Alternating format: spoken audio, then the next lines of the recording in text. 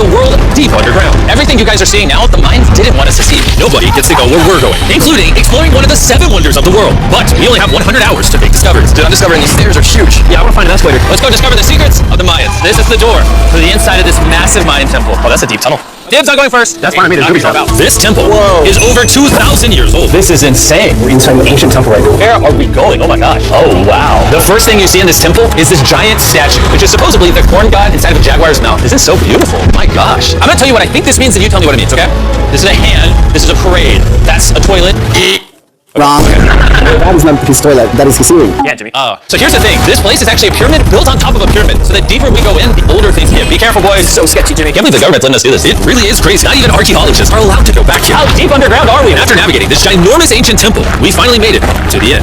Now that we're at the end, you said you had a surprise. Yes, this has been found in the last 2 decades.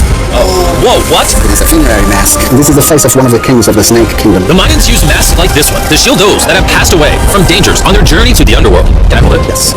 This was made over 1,000 years ago. Yes. Which means my great-great-great-great-great-great-grandparents weren't even alive. Why is this not in a museum? Why is a YouTuber holding this? Get this away from me. Take it. Don't tell anybody. Okay, I totally won't show 200 million people. That's it for this temple, but we are in the middle of a giant city with multiple other ancient temples. And later in this video, even visiting the 7th wonder of the world. Let's find some treasure. This jungle is full of monkeys, snakes, and people have even died to jaguars here. Well, we survived snake eye. Wait, no. Is that a monkey? Sir! Well guys, this is where we're going to be camping tonight. Oh, with these hammocks. We still have over a dozen temples to explore. I need you guys to get some good sleep because this video is just getting started. Good morning, boys! Morning. First things first, we need to explore the rest of this massive abandoned city. And looking at it now, it's hard to imagine what it might have looked like. And so I'll just show you. Over 100,000 people used to live in this city. That's what that used to look like. This is what they think these roads look like. There were temples everywhere. It was flourishing. But on the inside, you'd witness magnificent artwork like this. Whoa, this is incredible. One of my favorite part of these videos is when we take old paintings and bring them to life. So this is our best estimation of what they represent. Bro, this is so cool. This is a rare glimpse into what the life of a Mayan looked like 2,500 years ago. This is amazing. No one really thought that was a llama. Can we talk about this? Glenn, you thought that was a llama? Because look, I thought that was the eye, that was the mouth, and I thought that was the leg. Yeah, I thought you were smart. And after I picked on Nolan returned the favor to Tariq with the spider. Tariq, don't stop. Wait. Tariq's gonna quit. My friends have a strange way of having fun, but the Mayan way was arguably stranger. We're standing where a ball court used to exist over 2,000 years ago. This was the first ever team sport to use a ball. As far as we know. Also, the captain of the losing team's head got cut off. Yes. The Mayans are crazy, man. Let's go check it out. Hey. 2,000 years ago, the king would probably stand here and watch sports from his palace. Kind of cool. Oh my gosh. It's kind of like a labyrinth. Yes, because if you want to protect your king, you make it confusing. Ernesto, be honest. Has anyone ever pressed this block in to see if it reveals hidden treasure? I will not do it. How about this one? How about this one? You're telling me the king didn't build a hidden treasure room 2,600 years ago? Maybe yes, but it's hidden. With the hopes of finding the king's treasure, we ventured to a cave deep in the jungle where the treasure may lie. Hey, Jimmy did not say anything about bats, bro. Oh my god, Joe, there's so many bats. Hey, it's right behind our head. The Mayans, they used to think that this is the mouth of the monster of the earth. Look above us right now. We're surrounded by bats. Thousands of bats swarming us. Dude, it's a bat tornado. If there is a Mayan treasure there, it's under tons of bat food. But I feel like I've already found my treasure. This is beautiful. We're gonna leave. There's a lot of bats. I would prefer if you go faster. Oh, I got food on! for me, this is a real treasure. You gotta get out of here. There's absolutely no treasure here. But there's still one more temple that might have treasure. And because it's already dark out, boys, light your torches and let's go on an adventure. If our torches go out before we get to an ancient temple, I'm gonna be very sad. Temple. This is so much cooler with just torches. Let's see what this bad boy looks like.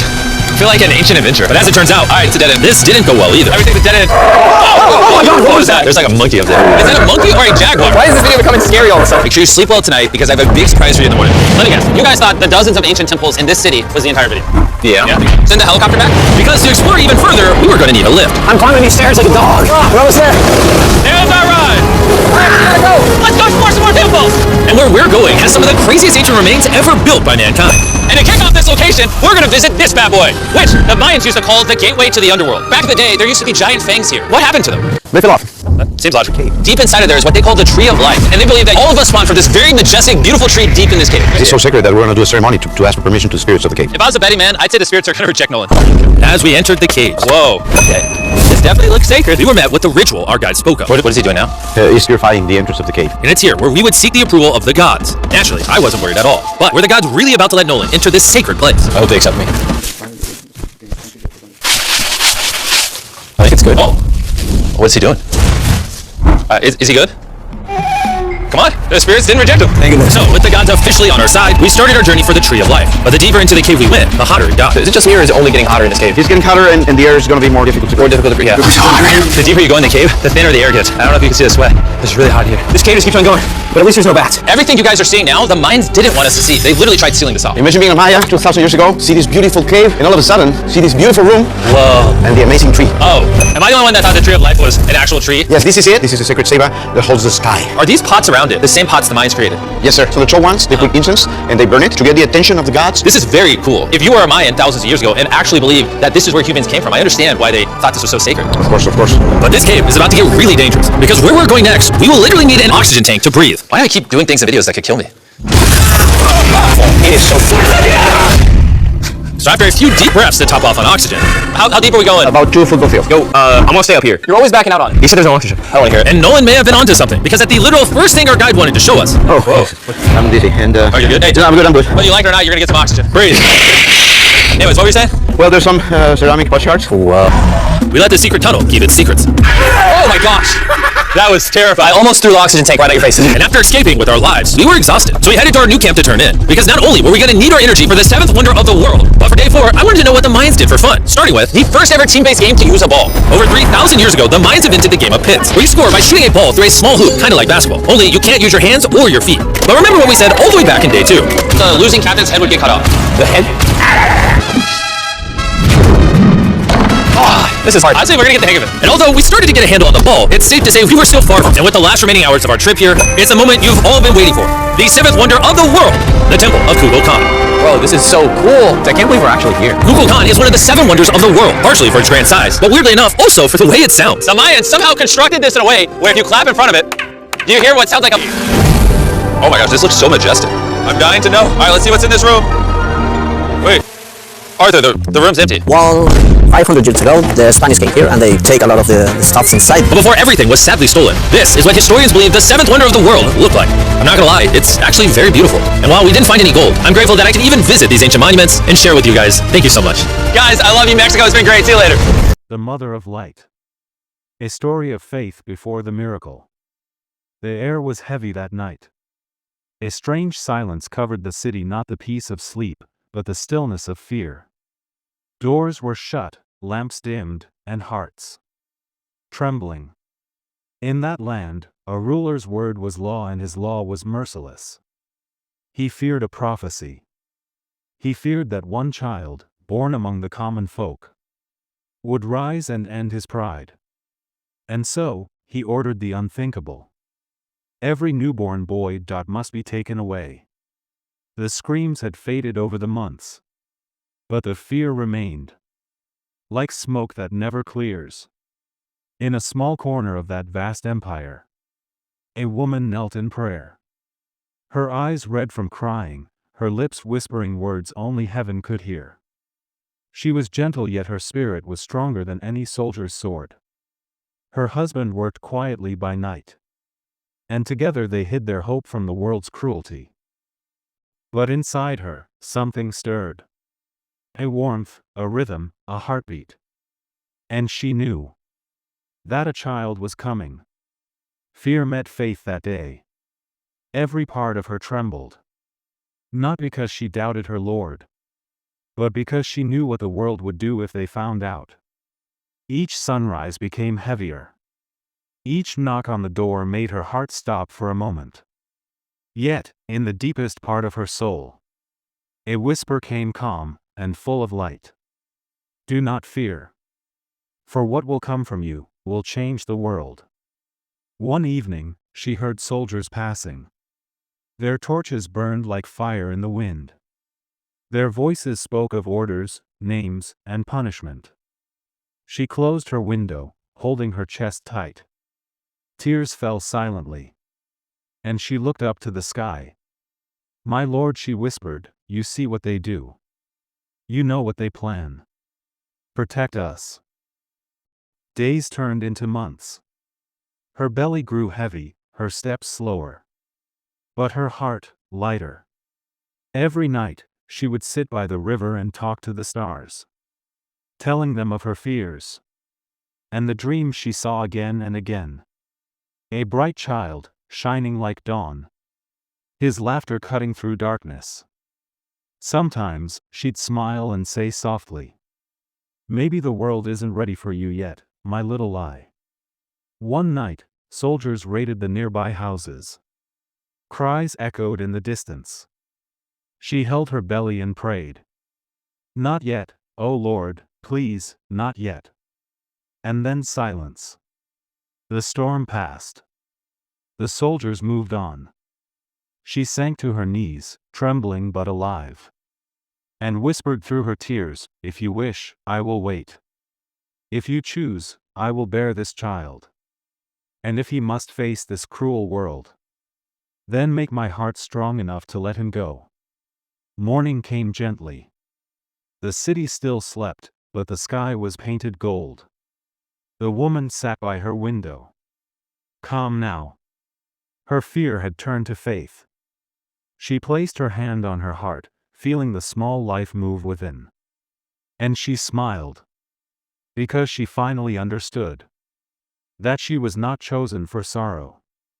She was chosen for a miracle. Soon, a light would be born. A light that no king could extinguish. And when that day arrived, the world would remember her not as the woman who hid in fear, but as the mother of light. The child of the river. It was the last breath of night. The city slept, but inside one small home, silence wasn't peace, it was fear.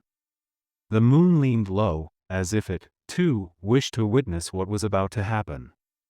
A mother cradled her newborn child, her tears falling like silent prayers. Whispers filled the air. Cruel laws had been written. Every newborn boy was doomed to die. But this mother's heart refused to believe that fate was written by men. She looked into her child's face and saw a glow, a calmness that felt like a message from heaven itself. That night, she worked with trembling hands, weaving a basket not just of reeds, but of hope. Not sealed with tar, but with faith. Camera close-up, her fingers tie the last knot, her breath shaking, her lips moving in silent prayer. Before the first light of dawn, she walked to the river. The water was calm, as if it already knew what she carried. She placed the basket upon the river's edge, looked down at her baby, and his tiny hand gripped her finger, as if to say, "Don't be afraid." Her voice broke as she whispered, "I leave you in the care of the one who owns both the river and destiny." Camera, slow motion, basket placed on water, ripples spreading outward, sunrise light glows golden. The river accepted the gift. It lifted the basket gently, carrying it through the mist and silence, toward a land of power and pride. Camera aerial shot, basket drifting across wide blue water, transitioning toward a grand palace city. At the edge of a great palace, the basket touched the shore.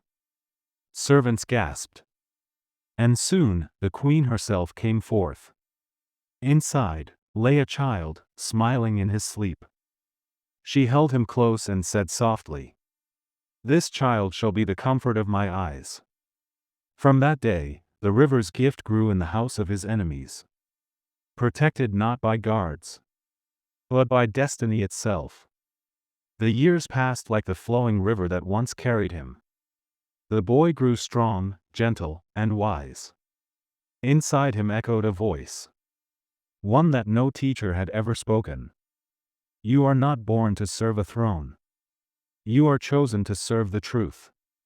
And one day, under the same sky, beside the same river, the man looked into the water and saw not his reflection, but his purpose. He finally understood. The night of fear, the mother's tears, the river's current, they were all threads of the same divine plan. A whisper echoed through his heart. The one who saved you, now sends you. And so, a mother's prayer, a river's journey, and a child's smile rewrote the destiny of a nation. Some stories are told without names, but their light never fades. This was one of them. The child of the river.